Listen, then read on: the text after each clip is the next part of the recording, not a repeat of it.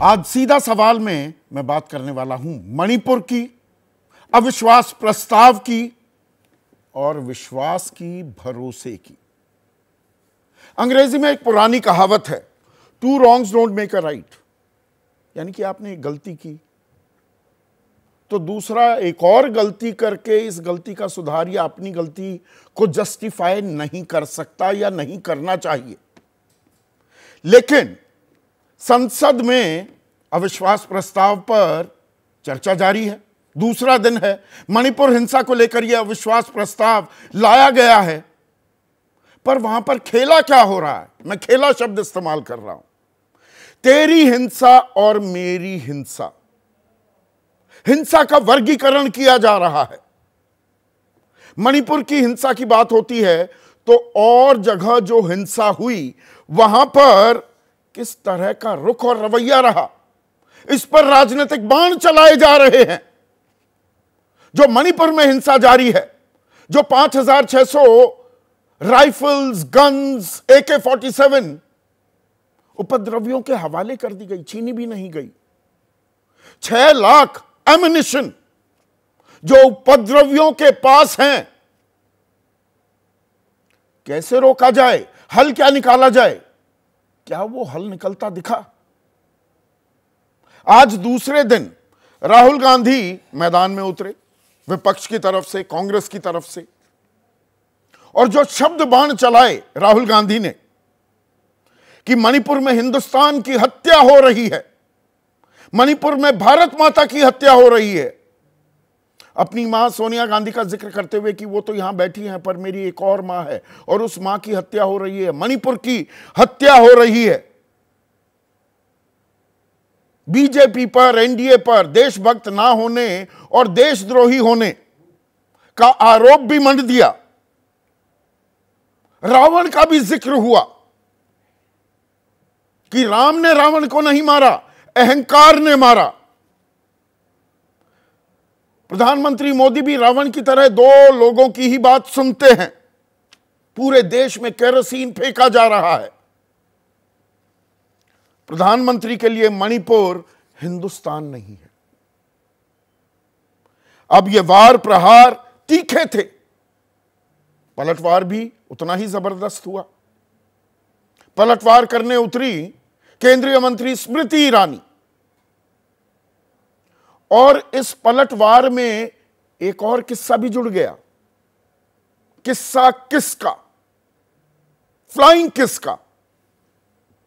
आपको ध्यान होगा 2018 में भी एक अविश्वास प्रस्ताव लाया गया था और उसमें वो जादुई जप्पी देते हुए भी दिखे थे राहुल गांधी प्रधानमंत्री मोदी को, और फिर अपनी चेयर पर, अपनी कुर्सी पर जाकर बैठे तो आंख मारे वाली घटना भी हुई, बड़ी चर्चा हुई उसकी। तो आंख मारे से कहानी पहुंच गई फ्लाइंग किस पर।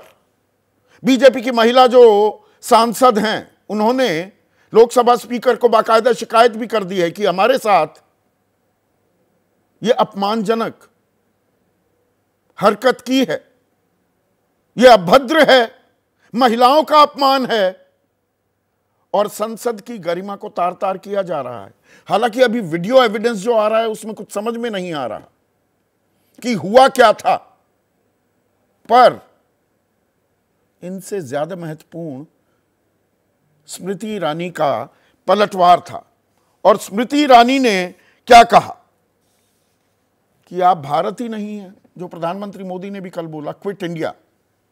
अभी कुछ देर पहले गृह मंत्री अमित शाह भी बोल रहे थे कि जो दुकान या जो कंपनी जिसका बेड़ा गर्क हो जाता है, कुर्की हो जाती है, देनदारी हो जाती है,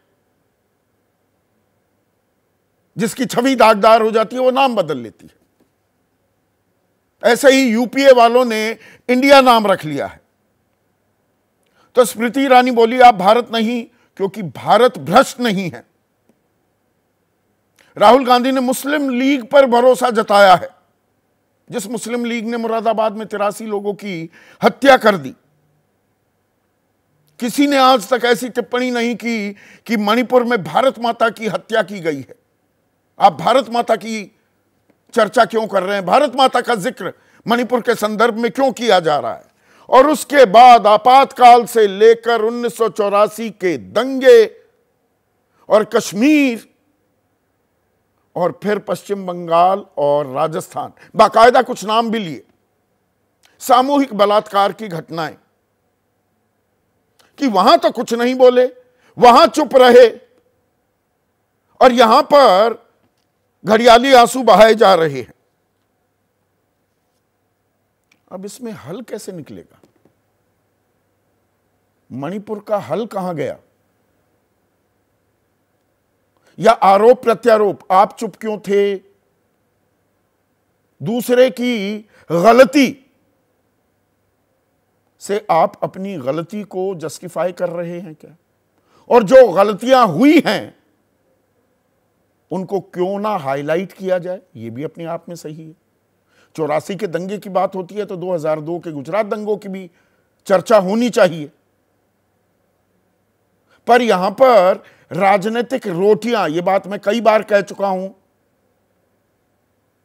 और फिर कहने पर मजबूर हूं, राजनीतिक रोटियां सेकी जा रही हैं क्या मणिपुर को लेकर? गृह मंत्री अमित शाह ने आखिर में शांति बनाए रखने की अपील की, पर क्या जो हमारी देश की सबसे बड़ी पंचायत है, जिन लोगों को आप, मैं और मणिपुर की जनता भी चुनकर भेजती है, हमारे सरोकार, हमारी परेशानियां, हमारी चिंताएं, हमारे दुख, हमारे दर्द पर चर्चा करने के लिए, वहां वो चर्चा होती भी दिख रही है? मर्रम लगाने की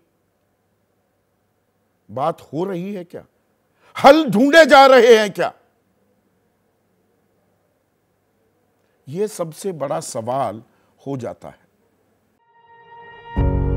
पत्रकारिता कोई इमोशन नहीं है, ना अपना कोई ज्ञान देना है और ना कोई विचार थोपना है। पत्रकारिता क्या है?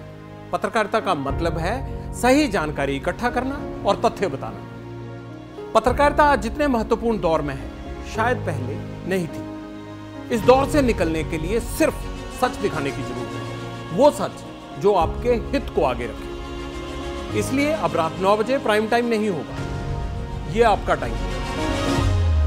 जगविंदर पटियाल के साथ देखिए पब्लिक इंटरेस्ट, सोमवार से शुक्रवार रात 9 बजे सिर्फ एबीपी न्यूज पर। एबीपी न्यूज आपको रखे आगे।